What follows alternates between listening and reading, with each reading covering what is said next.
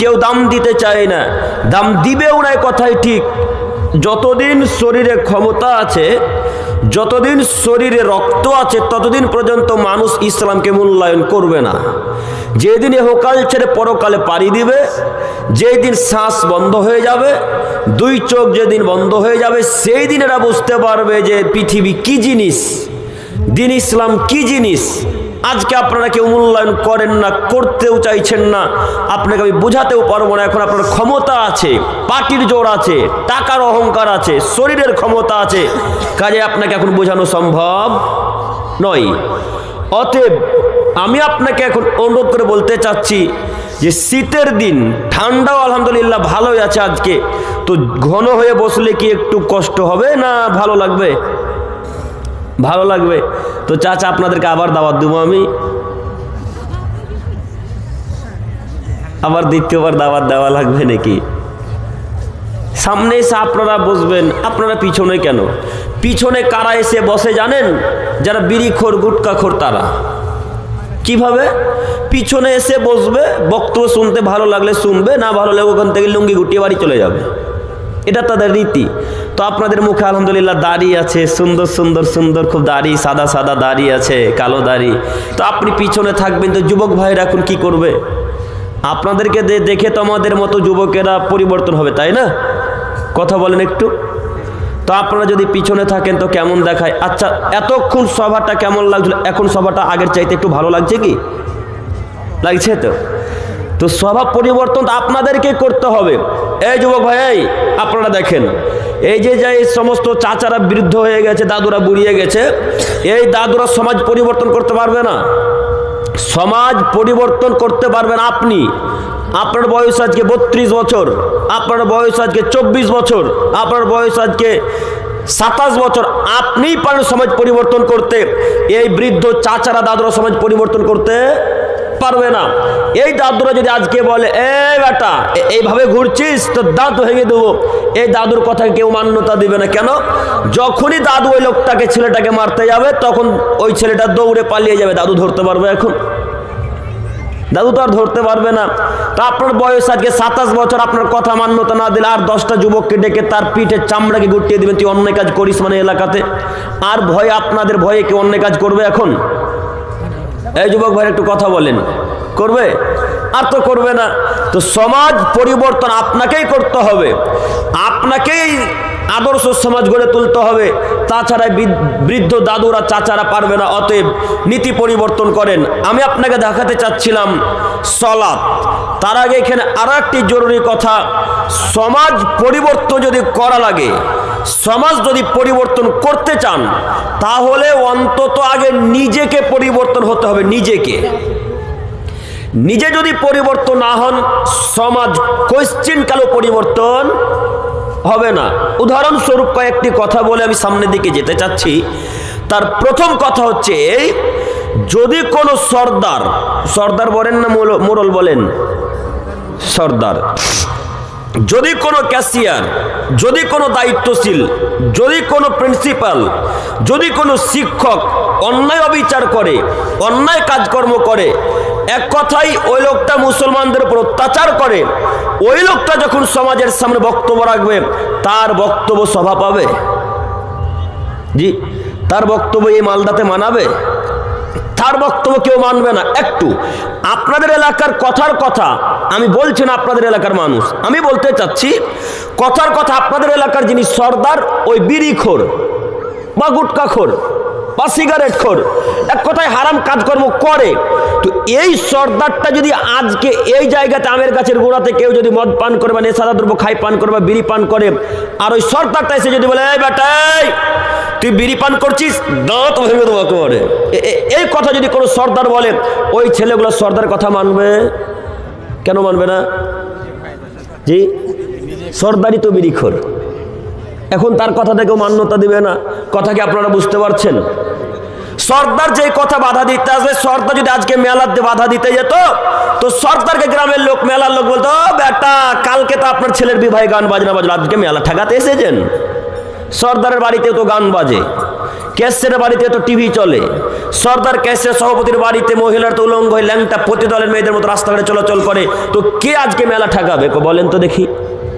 মেলা যে ঠেকাতে যাবে, এই যে মেলাটা আজকে বাধা দিবে, তো মেলাতে বাধা দেওয়ার মতো লোক তো প্রয়োজন না, এমনিতে মেলা বন্ধ হয়ে যাবে? মেলা তো এমনি বন্ধ হবে না। জাতি আজকে চাই যে জালসা মানেই মেলা। আমরা যারা সাধারণ মানুষ মনে করেছি জালসা মানে মেলা।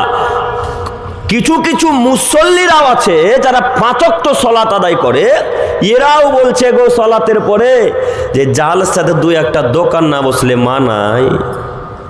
দেখেন আর ইমান কোথায় গিয়ে ঠেকেছে। জালসাতে 3-4টা যদি দোকান না থাকে তাহলে জালসা কেমন কেমন ন্যাড়া ন্যাড়া লাগে। ও দাদু, আপনার অন্তরে ইমান কাজ করে না, আপনার অন্তরে শয়তান বসে আছে। আপনি 5 ওয়াক্তের মুসল্লি, 5 ওয়াক্ত সালাত আদায় করেন, মেলাকে সমর্থন করেন, মানে ওই সমস্ত কাপুরুষের বাচ্চা কাপুরুষের মেলাকে সমর্থন করতে পারে, ওই সমস্ত অশিক্ষিত বাচ্চারা মেলাকে সমর্থন করবে যাদের অন্তরে ইমান নেই, যারা রাসূলকে ভয় করে না, যারা আল্লাহকে ভয় করে, রাসূলের নীতিকে গ্রহণ করেনি, তারা মেলাকে সমর্থন করবে। অন্তত যারা সালাত আদায় করে, যারা আল্লাহকে ভয় করে, যারা মুহাম্মদ সাল্লাল্লাহু আলাইহি ওয়াসাল্লামের নীতি মেনে নিয়েছে, যারা কোরআন হাদিসকে অনুযায়ী কোরআন হাদিসকে মেনে চলে, এরা অন্তত মেলাকে সমর্থন করতে পারবে না। তো যারা সালাত আদায় করছে এরাও যে বলছে মেলা বসতে দিতে হবে, তো এখন যারা নামাজ পড়ছে এদের অন্তরে ঈমান কি এখন আছে? যে এদের অন্তরে এখন ঈমান নেই। এরা সালাত আদায় করছে শুধুমাত্র একটাই কারণে, বয়স আজকে হয়ে গেছে 45 বছর, নামাজ না পড়লে ছেলেরা বলবে বাপ বুড়িয়ে যাচ্ছে, তাও নামাজ পড়ে না। এই কারণে শুধু বাপ সালাত আদায় করতেছে মসজিদে, তাছাড়া অন্য কোনো আর কারণ নেই। দাদু কথা মিলছে নাকি? কথা মিলছে? আমি বক্তব্য দেওয়ার পূর্বে একটা কথা বলতে ভুলে গেছি, যে আমি যতক্ষণ কথা বলবো আপনারা একটু আমার সাথে কথা বলবেন ইনশাল্লাহ। বলবেন ইনশাল্লাহ? ইনশাল্লাহ। আমি অনুরোধ করছি আপনাদেরকে, আচ্ছা আপনারা সকলেই আল্লাহি আল্লাহর কসম করে ঈমান নিয়ে বলেন তো দেখি, আজকে এই মুহূর্তে এখন যত আপনারা আমার সামনে বসে আছেন এর চাইতে ডবল লোক মেলাতে ঘুরে না? 4 ডবল। আজকে যদি আপনারা এখানে 100 জন থাকেন, তো ওখানে আমার আইডিয়া 600 থেকে 700 লোক ঘোরাঘুরি করছে। কথা মিলে? তো আজকে জালসা দিয়ে কোনো লাভ হলো? তাহলে কোনো তো লাভ হলো না। আমরা যে এতদিন ধরে অনুষ্ঠানটা করেছি কিসের আশাতে? জান্নাত যাব তার কারণে, না অন্য কোনো আশা আছে? আর জান্নাত যাব তাই, জাতিকে পরিবর্তন করব তাই। তো আমার কথা শুনে সবাই যে যাওয়ার সময় মেলাতে ঘুরে যাবে গো, তো কে পরিবর্তন হলো এখন? অতএব আপনাকে আমি অনুরোধ করে যাচ্ছি, এই মেলাকে ঠেকাতে হবে। আমরা সাধারণত মনে করেছি জালসা মানে মেলা, জালসাতে আমার সালা সালি আসবে, শ্বশুর শাশুড়ি আসবে, গরুর মাংস 5 কিলো কিনবো, সবাই মিলে খাবে, হাসি ফুর্তি করে সকালবেলা ঘুম থেকে উঠে বাড়ি চলে যাবে। এটাই মনে করেছি আমরা জালসা। তা আসলে এটা কি জালসা? এটা কি প্রোগ্রাম? এটা কি দিনী সভা? এটা তো দিনী সভা নয়, ইসলামিক সভা হবে। কোন প্রকারের মেলা বসবে না। বাড়িতে 1000 শ্রোতা যদি আসে, কারোর জন্য খাবার কোনো প্রয়োজন করার দরকার নেই। যদি করতেই হয় জালসা শুরু করার প্রথমে খাবার খাইয়ে দিতে হবে। জালসা চলাকালীন আর তাদের মুখে খাবার যাবে না। এখন এই স্থানে থাকবে রাত্রি 10টা-11টা পর্যন্ত। কই এখন আপনার পরিবার এখন দেখেন বাড়িতে গল্প করছে, আপনি এখানে আছেন। কথা আমার মিলে না আপনাদের সাথে? কথা মিলছে দাদু? বলেন। তা আপনার সালাসালিকে কিসের জন্য দাওয়াত দিলেন? ভাত খাওয়ার জন্য শুধু, না জালসাতে কিছু শুনবে তার জন্য দাওয়াত দিলেন? কিছু শোনার জন্য দাওয়াত দিয়েছেন। তো এসে তা আপনার পরিবারকে ধ্বংস করে 1000 টাকা নষ্ট করে চলে গেল। আপনিও ধ্বংস, ও ধ্বংস। আপনার টাকা গেল, ওর ঈমান গেল।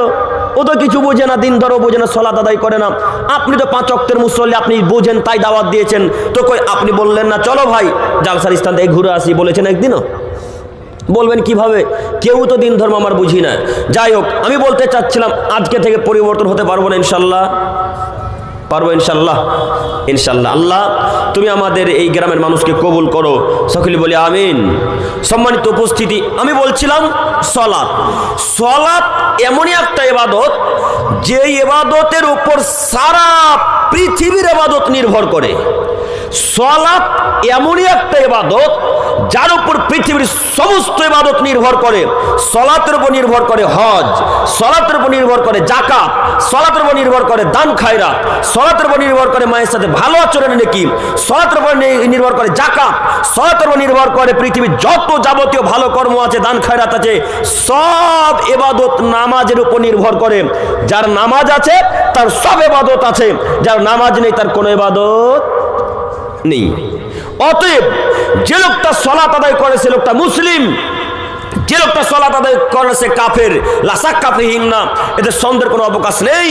যে লোকটা সালাত আদায় করে সে মুসলিম, যে লোকটা সালাত আদায় করে সে কাফের। একটু আপনাকে আমি মুহাম্মদ সাল্লাল্লাহু আলাইহি ওয়াসাল্লামের নীতি দেখাচ্ছি, দেখেন। ওই তো আপনাদের ওটা তো কাঁচা রাস্তা, ঢালাই রাস্তা তো নয়। ঢালাই রাস্তা কি? তো মনে করেন ওই কাঁচা রাস্তার উপরে একটা মৃত বিড়াল পড়ে আছে। তো বিড়ালটা 2-3 দিন পড়ে থাকার কারণে পেট নাড়ি বুড়ি ফেটে দুর্গন্ধ বেরোতে শুরু করেছে।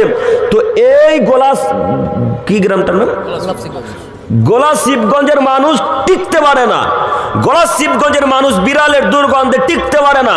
পচা কোনো প্রাণী বা মানুষ যখন মারা যায় তখন তার দুর্গন্ধ একেবারে আলাদা হয়, টিকা যায় না, তাই না? তো এই প্রাণীটা ওই রাস্তাতে পড়ে আছে। তো এই লোকগুলার মধ্যে কোনো একটা লোক ওই মৃত বিড়ালটাকে তুলে নিয়ে গিয়ে মাঠে কোনো এক জায়গায় গর্ত খনন করে পুঁতে দিল। তো আল্লাহ নবী বলছেন, ওই যে লোকটা মৃত প্রাণীটাকে উঠিয়ে ফেলে এলো, ওই যে লোকটা কষ্টদায়ক বস্তুটাকে রাস্তা থেকে সরিয়ে দিল, ওই যে লোকটা রাস্তা থেকে পাথর সরিয়ে দিল, ওই যে লোকটা রাস্তা থেকে ভাঙা কাঁচকে সরিয়ে দিল, ওই যে লোকটা রাস্তা থেকে কাঁটাদায়ক বস্তুকে সরিয়ে দিল। এক কথাই কষ্টদায়ক বস্তুকে যদি কোনো আদমের ছেলেমেয়ে সরিয়ে দেয় তো মুহাম্মদ সাল্লাল্লাহু আলাইহি ওয়াসাল্লাম বলেন ওই লোকটা জান্নাতে যাবে। কষ্টদায়ক বস্তু রাস্তা থেকে সরিয়ে দেওয়ার ফলাফল কি? কথা বলেন একটু, ফলাফল? কথা বলতে ভয় লাগছে। কষ্টদায়ক বস্তু সরিয়ে দেওয়ার ফলাফল কি? জান্নাত। উল্লেখ্য যে লোকটা মৃত প্রাণীটাকে, যে লোকটা কাঁটা পাথরটাকে, যে লোকটা কাঁচ ভাঙা কষ্টদায়ক বস্তুটাকে সরিয়ে দিল রাস্তা থেকে, এ লোকটা নামাজ পড়ে না। নেকি করেছিল জান্নাতে যাওয়ার মতো, কিন্তু নামাজ পড়ে না। আল্লাহ নবী বলছেন ওই যে লোকটা মৃত প্রাণীটাকে সরিয়ে দেওয়ার পরিবর্তে যে নেকি করেছিল জান্নাতে যাওয়ার, ওই নেকিটাকে আল্লাহ এখন কেটে দিবে। কেন? নামাজ পড়ে না তার কারণে। আমি কি বুঝাতে পারলাম? আপনি পৃথিবীর সমস্ত ইবাদত করেন না কেন, হাজার হাজার কোটি টাকা আল্লাহর রাস্তায় ব্যয় করেন, 1000 বার হজ করেন, লক্ষ কোটি বার উমরা করেন, হাজার হাজার ফকিরকে খাদ্য খেতে দেন, কিন্তু নামাজ পড়েন না। এই লক্ষ কোটি টাকা মসজিদে দান করা যেমন, সালাত আদায় না করলে দান করা মাটিতে ফেলে দেওয়া তেমন। অতএব আপনাকে আমি অনুরোধ জানাচ্ছি, লক্ষ কোটি বার যদি উমরা হজ করেন আর বড় হজ করেন, সালাত যদি না টিকে তাহলে কিয়ামতের মাঠে কোনো ইবাদত টিকবে না। অতএব আমি আপনার দিনী ভাই, আমি আপনার নাতি পোতার বয়সের ছেলে, আপনাকে আমি অনুরোধ জানাচ্ছি, আজকের পর থেকে এই এলাকার মানুষ সবাই আমরা সালাত আদায় করতে পারবো না ইনশাল্লাহ? পারবো ভাই ইনশাল্লাহ? এই যুবক ভাইরা আপনাদেরকে বলছি, পারবো তো ইনশাল্লাহ? সম্মানিত যুবক ভাই, সম্মানিত মুরব্বী সাহেব, আমি আপনাকে দেখাতে চাচ্ছিলাম সালাত। যে লোকটা সালাত আদায় করলো সে মুসলিম। আমাদের মাথাতে কথা রাখা ভালো হবে, মানুষের সালাত ততক্ষণ পর্যন্ত লাগবে যতক্ষণ সে লোকটা মুসলমান আছে। যখন সে হিন্দু হয়ে যাবে তখন তার নামাজ লাগে না। যখন কোনো লোক খ্রিস্টান হয়ে যাবে তখন তার নামাজ লাগে না। যখন কোনো মানুষ ইহুদি হয়ে যায় তখন তার নামাজ লাগে না। যখন কোনো মানুষ বৌদ্ধ হয়ে যায় তখন তার নামাজ লাগে না। যখন কোনো মানুষ সাঁওতাল হয়ে যায় তখন তার নামাজ লাগে না। একটু আপনারা সকলেই বলেন, খ্রিস্টানেরা কি নামাজ পড়ে? পড়ে না। তো এই এলাকার মানুষ কেউ কি কেরালা যায় কাজে? যান। কেরালা চেন্নাই যখন যাবেন তখন বড় বড় গির্জাঘর দেখতে পাবেন, খ্রিস্টানদের ইবাদতগাহ দেখতে পান না? তো এই যুবক ভাইরা কেরালা থেকে কাজ করে এসে বলছে এখন, আরে শোন, খ্রিস্টানেরাও নামাজ পড়ে রে, খ্রিস্টানেরাও নাকি নামাজ পড়ে। ও দেখেছে রবিবারের দিন চার্চে যায়, রবিবারের দিন চার্চে গিয়ে যিশু খ্রিস্টকে ডাকে, কি জানি বলে, তারা বলে ইয়া যিশু ইয়া যিশু, এভাবে কিছু বলে। তো এরা মনে করেছে খ্রিস্টানেরাও মুসলমান, তাই তারা খ্রিস্টানদেরকে মুসলমান বলে, এরা নামাজ পড়ে তার কারণে। তো খ্রিস্টানরা কি আসলে সালাত আদায় করে? ওটা কি সালাতের অন্তর্ভুক্ত? হাজার হাজার মানুষ শিয়াদেরকে মুসলমান বলে, হাজার হাজার মানুষ ইরানকে সাপোর্ট করেন না? এই যে ভাই, আপনার সেদিন ফেসবুক কমেন্টে ফেসবুক পোস্ট দেখলাম, ওই স্টোরি দেখলাম, ইরানের যিনি বাদশাহ রাজা, যিনি প্রধানমন্ত্রী, তার ব্যাপারে খুব সুন্দর সুন্দর কথা লিখে পোস্ট করেছেন। আপনি জানেন ইরানকে? আপনার জানা আছে ইরানকে? আপনার ইরান হলো মোহাম্মদের শত্রু, আপনার ইরান হলো আপনার শত্রু, ইরান হলো ইরান হলো আহলে হাদিসদের শত্রু, ইরান হলো সালাফি মানহাজ লোকদের শত্রু। আপনি জানেন হাজার হাজার সালাফি মানহাজের লোককে, হাজার হাজার আহলে হাদিস আলেমকে ইরানের এক কাতারে দাঁড়িয়ে করে রাইফেল দিয়ে গুলি করে মারা হয়েছে। তারা শিয়া। আপনি কিভাবে শিয়াকে মুসলমান বললেন? এই 3 নম্বর শ্রেণীর অশিক্ষিত যুবকেরা শিয়াকে মুসলমান বলে মাথাতে নাচে। এই 3 নম্বর শ্রেণীর অশিক্ষিত যুবকেরা শিয়াকে মুসলমান বলে। কে বললো শিয়া মুসলিম? অসম্ভব, কখনো নয়। শিয়া মুসলিম নয়, শিয়ারা কাফের, শিয়ারা কাফের, শিয়ারা কাফের। হিন্দু যেমন কাফের, শিয়া তেমন কাফের। সাঁওতাল যেমন কাফের, শিয়া তেমন কাফের। নাসারা যেমন কাফের, শিয়া তেমন কাফের। কে বললো শিয়ারা মুসলমান? অসম্ভব, কখনো নয়। তবে এতটুকু মাথায় রাখা ভালো হবে, শিয়াদের মধ্যে কেউ কেউ মুসলমান আছে, তবে আপনি যাকে সাপোর্ট করছেন এই লোকটা মুসলমান নয়। আপনি খোঁজ খবর নিয়ে দেখেন, দিন রাত আরবের বিরোধিতা করে, দিন রাত। দেখেননি? আপনি বলছেন ও আব্দুল করিম ভাই, ওই তো ফিলিস্তিনকে সেদিন শিয়ারা সাপোর্ট করলো, ওই ইরানের প্রধানমন্ত্রী সাপোর্ট করলো, তো কিভাবে তিনি খারাপ? আপনি ইতিহাস পড়ে দেখেন, ইরান মুসলমানদেরকে সহযোগিতা করার জন্য সাপোর্ট করেনি, সেই গাজাকে ফিলিস্তিনকে কবজায় নিয়ে আসার জন্য সাপোর্ট করেছে। ওরা আজও চায় যে গাজাকে দখল করব, ওরা আজও চায় ফিলিস্তিনের রাজত্ব করবো, ওরা আজও চায় যে মক্কা মদিনাকে দখল করে নেব, কিন্তু আল্লাহর রহমত তাই সেগুলো তারা পারবে না। আপনাকে আমি কি দিয়ে বুঝাই? শিয়াদের বড় গোষ্ঠী একটা কাফের, শিয়াদের মধ্যে সবাই কাফের, এ কথা কিন্তু ভুল, মাথায় থাকবেন ইনশাল্লাহ।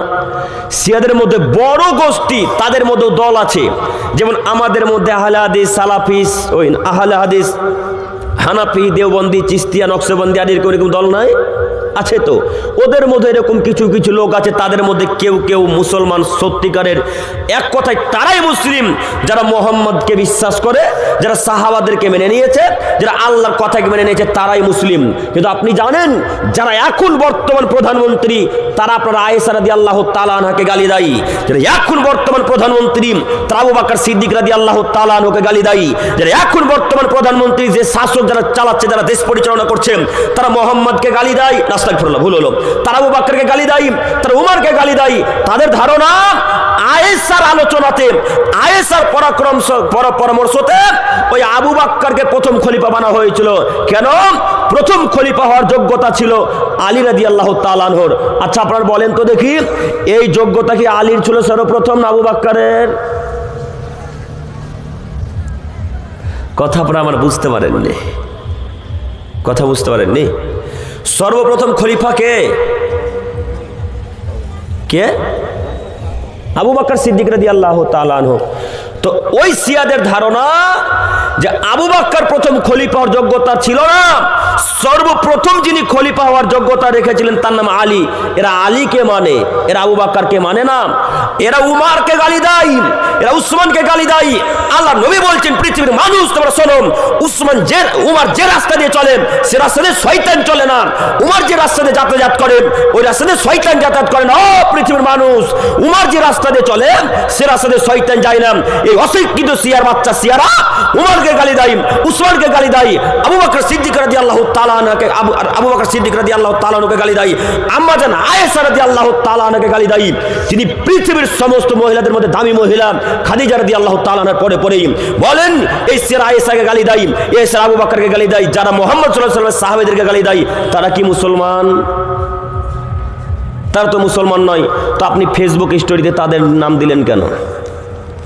হ্যাঁ, আপনি না এমএ পাস ছাত্র, আপনি না বিএড পাস ছাত্র, আপনি আপনাদের শামসি কলেজের টপ স্টুডেন্ট, ভালো ছাত্র, তো আপনি শিয়াদের বিরুদ্ধে না জেনে তাদেরকে নিয়ে কথাবার্তা শুরু করলেন কেন? সম্মানিত মুরব্বী সাহেব, আমি বিরোধিতা করতে আসিনি, আমি আপনাকে দেখাতে চাচ্ছি শিয়ারা মুসলমান নয়। এখনো সন্দেহ আছে নাকি?